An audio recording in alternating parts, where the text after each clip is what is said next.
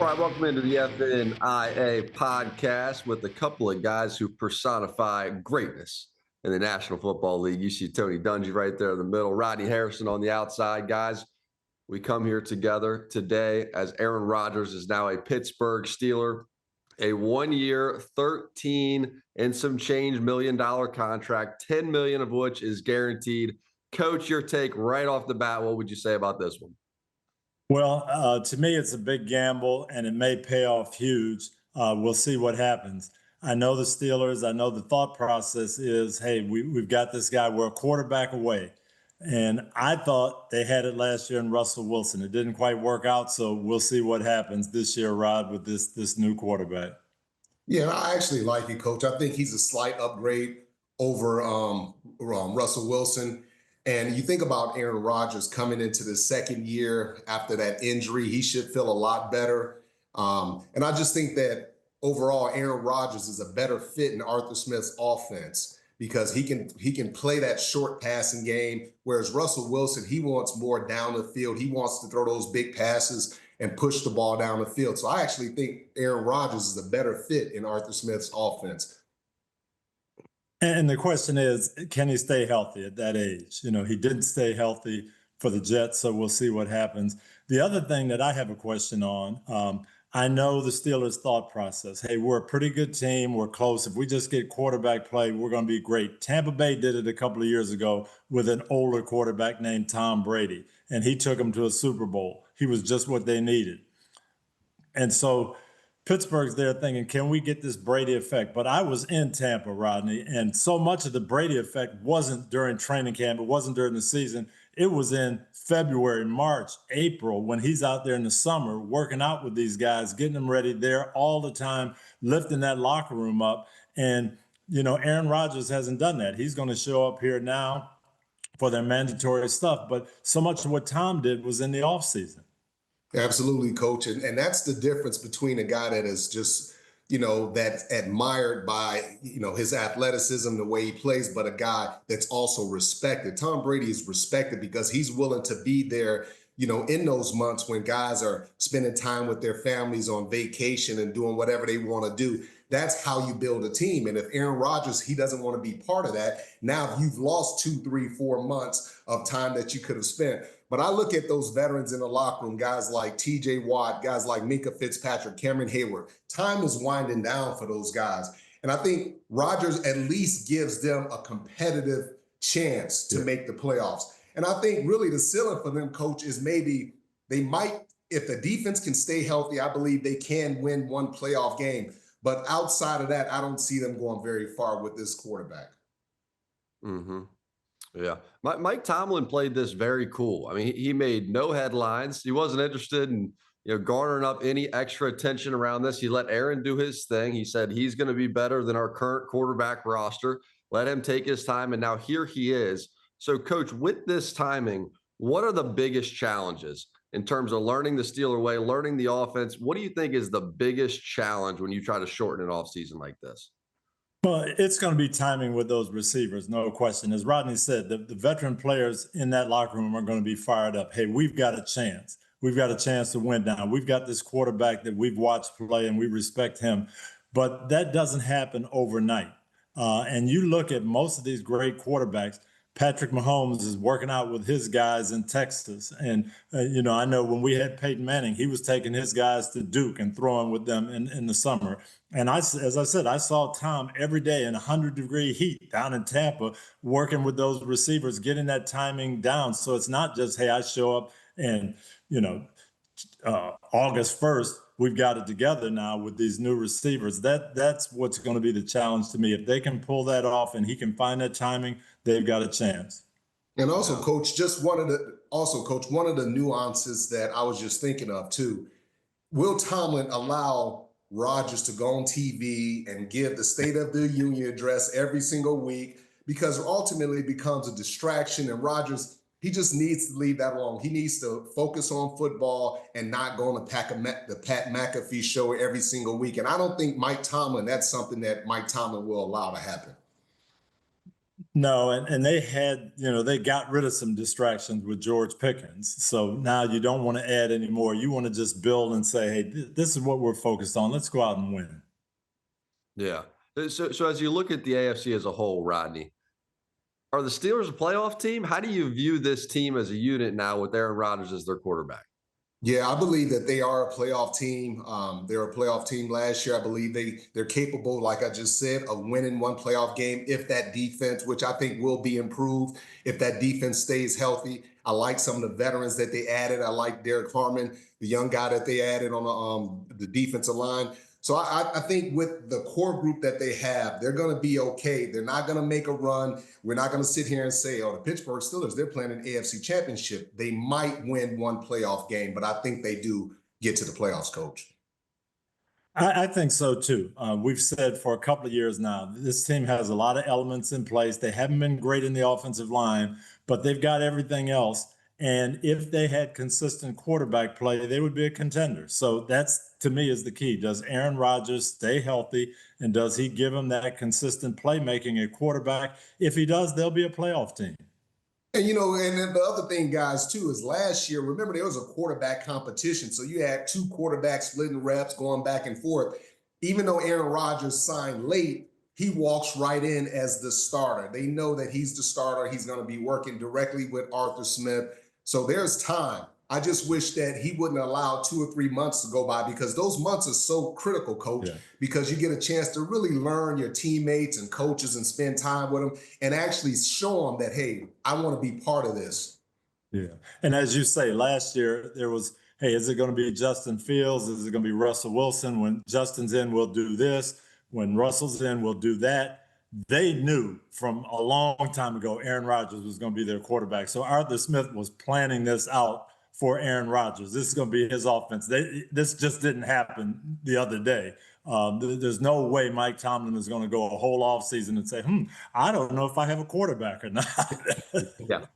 Yeah, this was being schemed up, and Aaron did not want to go out the way that things ended in New York. So it just felt like there was going to be an additional chapter. I'm a lot less worried about weeks 1, 2, 3. I am a little worried about weeks 10, 11, 12, 13, 14. If he can start to survive the season and just get through, if they can keep him healthy and mobile, once he pulled that hamstring and things started to look a little 40 plus, that was where problems came to the light with the Jets. If he can avoid those kind of issues and keep just a little of that mobility as hopefully the Achilles continues to get better, that seems to be the key. Because when that left for the Jets, he just looked like, these 40-plus-year-old quarterbacks that need to go back to MetLife. And so we'll see how all that shakes out. Any final thoughts on the Pittsburgh Steelers in 2025? I would just say this. I'm sorry, Coach. I would just say this. It was really nice of Aaron to only play for $13 million. And that's something that, guys, that's something that we have to consider, because there's going to be guys get cut in training camp and they'll have an opportunity possibly to go get a number 2 receiver or a guy that's a veteran player that's making a lot of money. So the fact that he did sacrifice, because he could have came in and said, hey, I want $25, $30 million. But he said, hey, just give me 10 million, give me, 12 or 13 million. So I give him respect for that. And part of that too, Rodney, though, is just what Jack said. Okay, I don't want to go out with the Jets being my legacy. So where can I go that I have the best chance to win? I think he surveyed all that and said, Pittsburgh's the place. So I don't need to make this 40 or 50 million and put them. I want to win, and I want people to know who Aaron Rodgers is. This is my best shot. That's why I think this was all done out way before today, for sure. It was definitely orchestrated before today. Absolutely, 100%. It was. All right, let's get to the offseason winners. So the offseason winners, and let's do it from each conference here. So let's start with the AFC. If you just had to look at the draft, free agency, put it all together and say who got better in the AFC, Coach, see you glancing at the notes there. Start us off. Who would you go within the AFC? I'm going to go with the Cleveland Browns. And it sounds crazy, but I think all in all, they had a wonderful offseason from their front office. And I'm looking at this from front office and coaching standpoint. Okay, you went in with all kinds of distractions and disarray. Well, you ended up keeping your best player, Myles Garrett. That was a plus. You ended up drafting a young defensive lineman that can help him.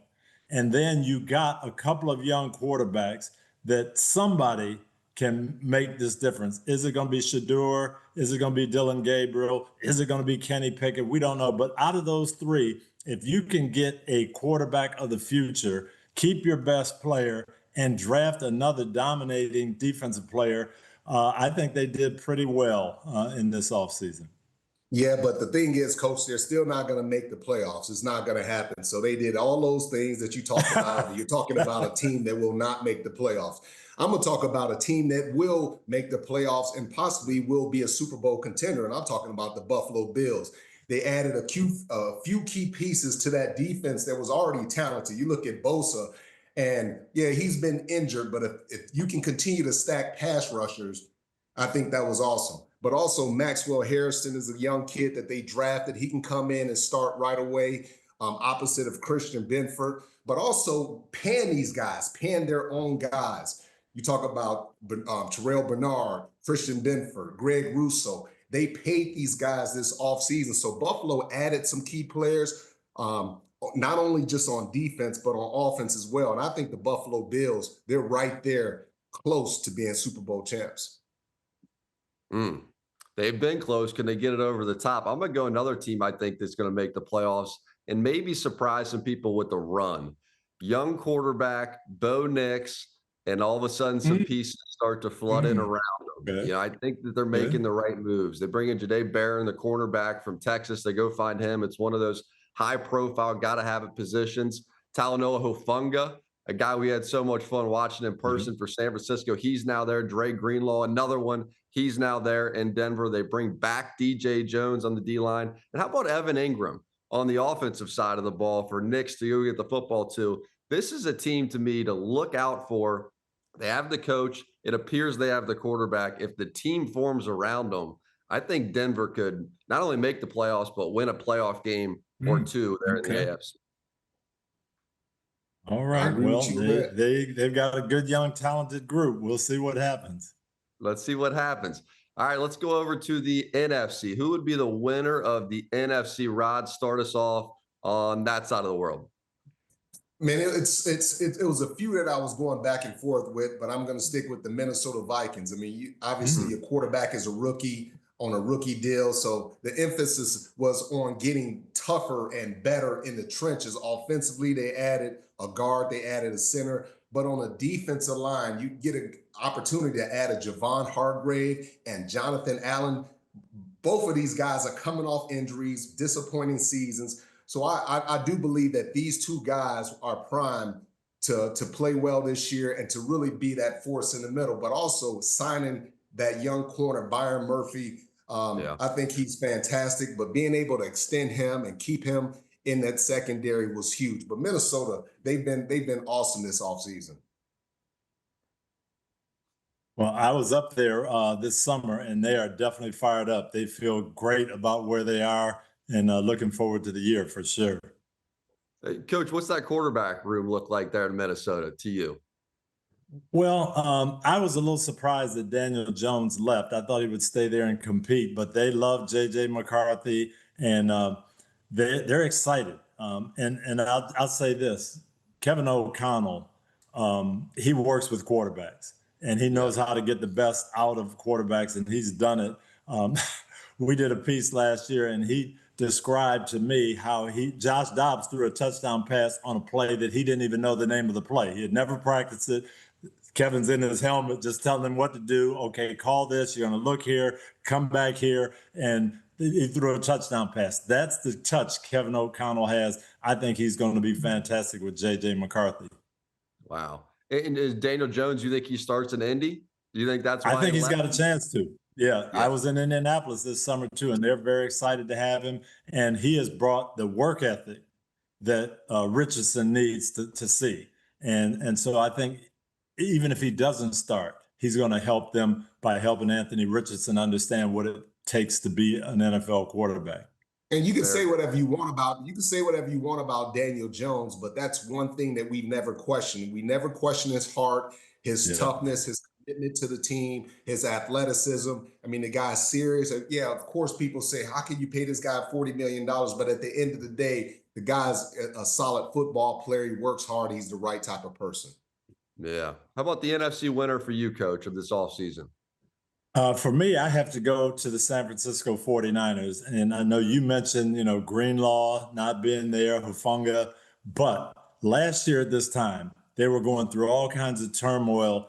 Are they going to sign Ayuk? And what's happening? And what's the money look like? Well, they signed George Kittle and they signed Fred Warner. They signed their quarterback. So the locker room is at peace now. And then to me, maybe the biggest thing, Rod, they got Robert Saleh back. Okay, you get a Super Bowl coordinator on that defense and get them back to playing the way they can. I think this was a great offseason for them just from a front office standpoint. I agree with you, coach. And I believe that getting rid of Deebo Samuel was huge for them because that was a burden lifted off that team offensively because he wasn't really happy there. And you could just tell. I mean, we've been out to San Francisco a few times the last few years, and I could just tell talking to him that he was just slowly but surely wearing down, but going in a different direction, long-term signing your quarterback, and even having Trent Williams who's back, who's healthy. I agree with you. Robert Saleh is fantastic. He's probably one of the top 2 or 3 defensive coordinators in all of football, and just having him back at the helm is huge. Are they a playoff team? Does San Francisco get themselves back into the mix, do you believe, coach? It's a tough division, but I think so. They've got great coaching. They've got talented guys. They've got a solid quarterback. They're going to play good defense. We know that. I think they'll be there. I agree with you, coach. I think the Rams will win the division, but I do believe that the 49ers could be that wild card out that division. Okay. I'm going to go with the Bears. I just think the Bears, Okay. all of a sudden, they look like a team to me. Ben Johnson is the headline. Everybody wanted him. All these teams that needed a head coach wanted him. It's a matter of recruiting him, pitching him, and getting him signed. They did that. And then Ben Johnson just goes, I'm building the offensive line. It was the first thing he did. And you look at their O-line on paper now, Jones at left tackle, Tooney at left guard, Dahlman at center, Jackson at right guard, Wright at right tackle. They got 5 across the board. They got 5 guys that can flat out play across the board. And that was what he had in Detroit. Now he's brought it here. They have weapons. And so I start looking at Caleb Williams and going, he, to me, is the winner of this offseason. He's going to make a little run right here with the Chicago Bears. And hey, Jack, you just got me pumped up, man, because I had in my notes winner is Caleb Williams because he gets one of the best football minds in all of football, Ben Johnson. And then you think about it. You talk about the rebuilt offensive line, those veterans on that offensive line, 2 huge tight ends that can play wide receiver, that can come in and play traditional tight end roles. Just his ability, but he has to improve in his ability to read the defense and not hold on to the ball so long, coach. But I agree with you, Jack. Caleb Williams is definitely the winner. The fact that he has Ben Johnson, probably the best play caller in all of football next to him. I like that a lot. Yeah. No, I agree with you guys. He's sitting there and people were talking, at the end of the year, did he really want to be there? Maybe he didn't want to be a Bear coming out of the draft. And now you've got this fantastic offensive mind running things. You've got an offensive line in place. You've got some playmakers. You're going to have a running game. And as you said, Rodney, his problem was holding on to the ball, decision-making. That's where Ben Johnson has been great. I look at what he did with Jared Goff. If he does that same thing with Caleb, he's going to have an outstanding year. Yeah. All right, how about the flip side of the coin here? The offseason losers. Let's start with the AFC, coach. Is there one team in the offseason you're still scratching your head a little bit here? I'm going front office coaching again, and I'm going to say Cincinnati. Okay, I have so much respect for Lou Anarumo. I don't know how you make that decision to let him go when he helped you get to a Super Bowl, and those players respect him so much. And then the second thing that happens, you got the leading sacker in the AFC and a guy who's a locker room leader for you, and he's saying, I don't know what's going on here. They're disrespecting me. Nobody's talking to me about my contract. This was San Francisco all over last year. You can't go into the season like that with a player like Trey Hendrickson not being happy. But also not having Shamar Stewart signed. Is he signed yet, Jack? They're still going back and forth over details of the contract. Yeah, they try to take all this guaranteeds out of it. Yeah, they're very specific. And with you those. wonder why. And Jack, they wonder why free agents, they don't want to come there. Even if you're trying to overpay a free agent, they don't want to go there to the Cincinnati Bengals. It's cold, it's miserable. Cincinnati has a really bad reputation, the organization, the front office, everything. And that's why I don't believe they're going to ever be Super Bowl champs, because they can't get the right people in there. They still have Joe Burrow. I think that's the upside. Now, I think you're seeing Burrow make moves that are being listened to from the front office and executed from the front office. And if you look at the way that they're building the roster, not only do they pay one receiver, they pay two receivers. I don't think Which they is do dumb. that. I don't think they do that in any world unless Joe Burrow goes, no. I want T. Higgins and I want Chase. You know, Yeah, but you don't want a left tackle. You don't want an offensive guard. No doubt. No doubt. And then you doubt. fire a defensive coordinator who's an awesome defensive coordinator, but you give him no talent.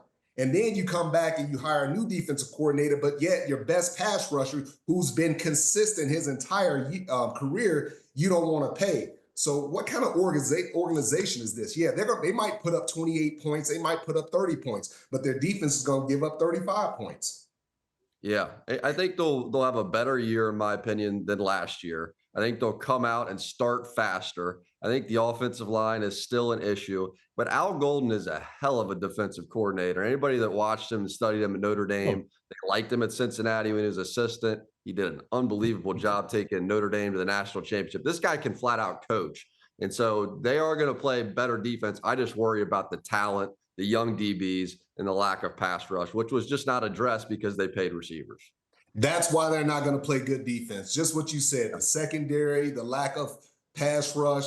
And then if I'm in the locker room, I'm looking at Trey Hendrickson, who's a good guy that comes in, does everything you ask him to do, very productive on the field. It's not like he's being greedy, like he's trying to ask for money that's not there, but yet you continue to push him to the side like he's not an impactful player. So if I'm in that locker room, I'm looking like this organization is full of it. I can't wait to get up out of here. And that's what you have. And it becomes, once again, it becomes a distraction. And for me, Coach, they just need to hire somebody that can just oversee this entire organization and get rid of this bad reputation, because this is crazy for the Bengals. They are so talented. They got a great quarterback, Jamar Chase. It's fun watching those guys. We cover them every year. But it just stinks that they handle business the way they handle business. And you're right, Rod. That impacts the chemistry, the locker room, everything. We saw them in the Super Bowl. We covered their Super Bowl. And two of the most respected guys in that defensive locker room were Lou Anarumo and Trey Hendrickson. Yes. And where are they now? One's gone and one is, scratching his head and upset. And so all those guys sitting in the locker room saying, wait a minute, these were our guys. They helped. What's happening here? Al Golden can be tremendous, and no question about that. But when you have that type of chemistry disruption and you have guys saying, where are we and what happened to our leaders and guys that we loved and we went to war with, and they're not here now, that's impactful. Yeah, it is. It is. And I think with this much creativity and respect, you could sign Hendrickson. Bring him in. If you want to, just make it a 1-year deal or a 2-year deal. Put all the incentives in the world in there. You get this many sacks, we make the playoffs, we win the Super Bowl. Stack that thing with incentives. He's going to feel respected. He's going to sign the deal. And if he does all those things, you're going to be happy as heck you made the deal to begin with. And the thing about Trey Hendrickson too, he's already proven himself. You paid him once and he went out there and he took care of his business. He's not the type of guy that's going to get paid a lot of money and all of a sudden say, you know what, I got $50 million guaranteed. I don't have to play no more. No, it gives him even more incentive to play harder because he has that protection, because he has those guarantees. And I mean, you look at the character of a player and he has everything that you want, everything that you need as a leader in that locker room. And how do you not pay him, Coach? That's the frustrating part for me, because I know how hard this guy works.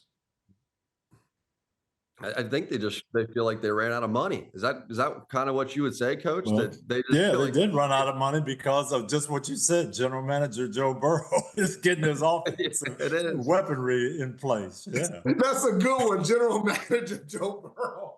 It really is. It really is. That's what's going on. All right. How about the offseason losers for you, Rodney? Coach with the Bengals. Who you looking at? I'm going with the Detroit Lions. And I say Detroit Lions because you lose both your coordinators, coach.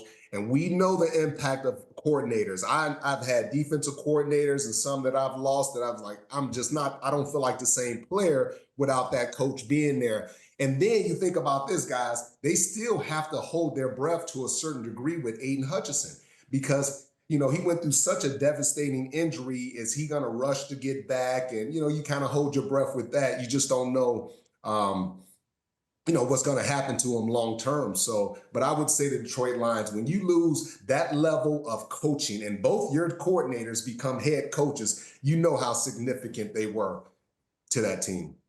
Yeah, that was my thought in the NFC exactly. And through no fault of their own. It's not like they screwed anything up. They won, and these two coaches were, red hot and deservedly so. But when you lose not only good, excellent old guys, but guys who are so positive in that locker room that everybody respects, and then one of them goes to your rival who's going to make Chicago better, that's I'd say Detroit also. That was your loser as well in the NFC, Yes. Coach. Yep. Okay. What about you, Jack? Rod? Yeah. I mean, mine in the NFC, if we want to go NFC, it's funny because it was Coach's winner. I look at San Francisco and I'm worried about them. I'm worried about Greenlaw being gone, Debo being gone, Talanoa Hufanga being gone. They didn't really address the offensive line. When Williams is healthy, it's great. When he's not, they always look bad to me. I mean, he's like their enforcer, their bully. He's getting older and older. He's probably going to be less healthy than he has been. When he's there, I love it. When he's not, I worry. And their seasons typically do this once he's out of the lineup. And when he's in there, they look pretty smooth. But now you pay the quarterback and you go, you're gonna be our star now. We need you to light people up and we need you to win fourth quarter games. And it's not going to be an all-star team around you. You need to go do it. And I go, I still have to see it. I need the proof that he can win games like that because thus far I have not seen that. Last year, an opportunity, didn't really see it. This year, another opportunity. Well, for me, I would go ahead, Coach. No, I agree with you. They made some decisions, and if they turned out well, if they were right, they're going to be okay. If they were wrong, it's going to be tough. But I think they solidified things early. They didn't let it drag out. And hey, we're going to cut our losses here. We're going to go here and sign these guys, and we're going to get Robert Saleh back. So I think we'll see. The jury is out, Jack. Yeah, and I would say, Jack, for me, an off-season loser would be the Texans because I look at their offensive line and coach. It has not gotten better. If anything, it's probably gotten a little worse.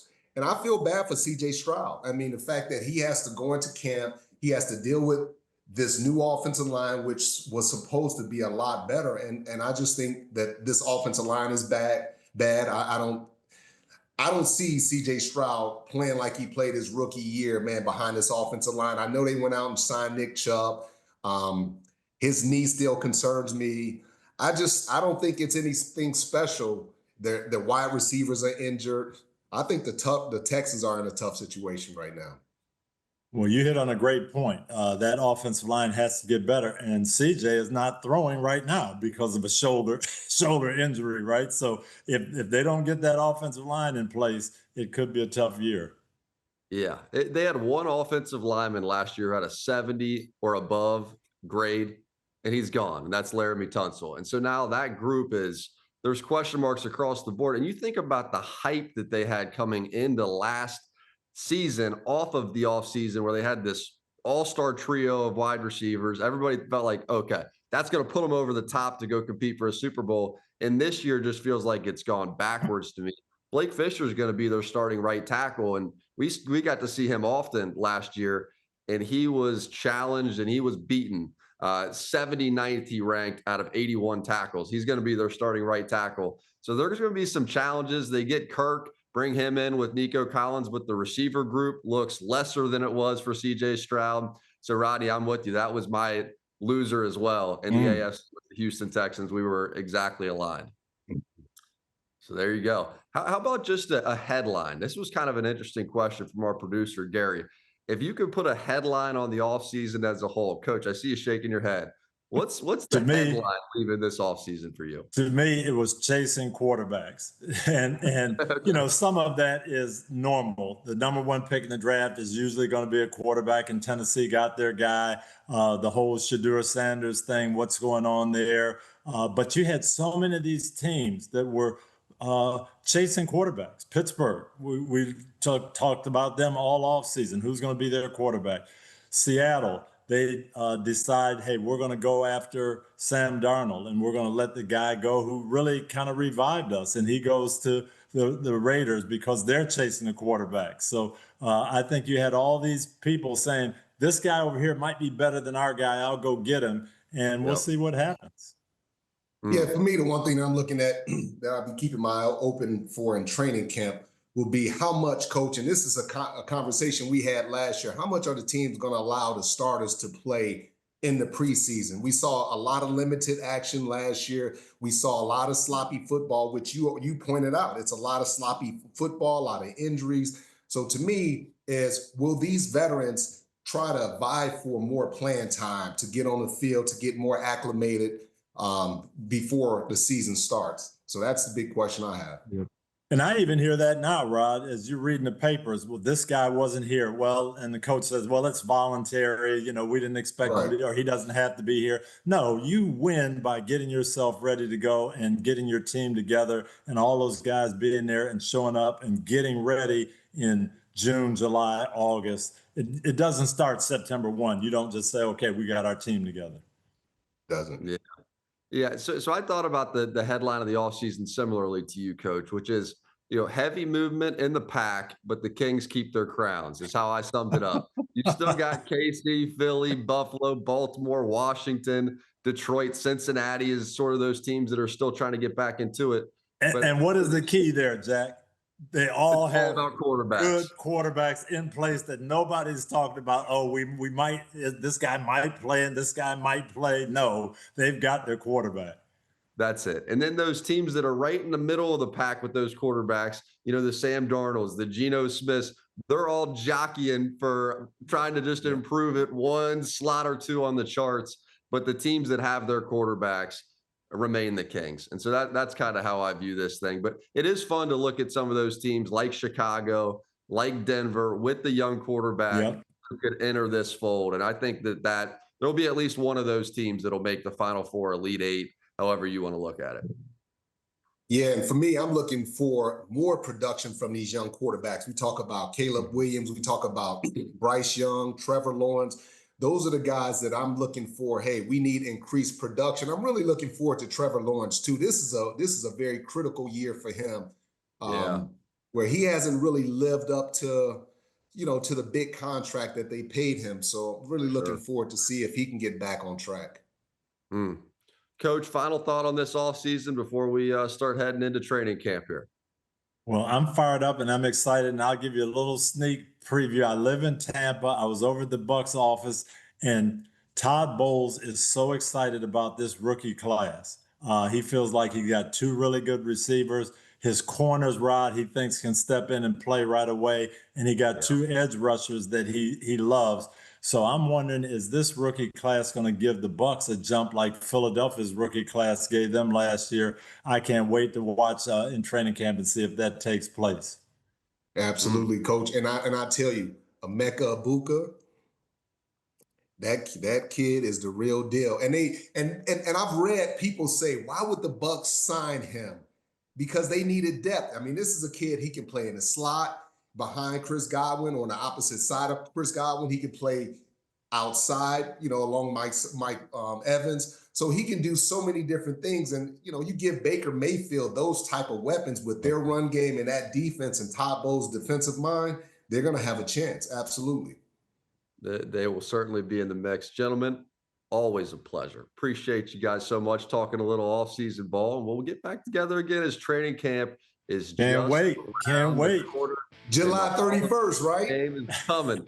Oh, yeah. We got football coming in July, gentlemen. Enjoy the rest of the summer. Talk to you guys soon. Later.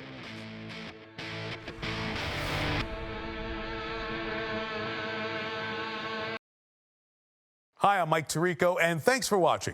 Make sure to hit subscribe for the latest news and highlights from NBC Sports.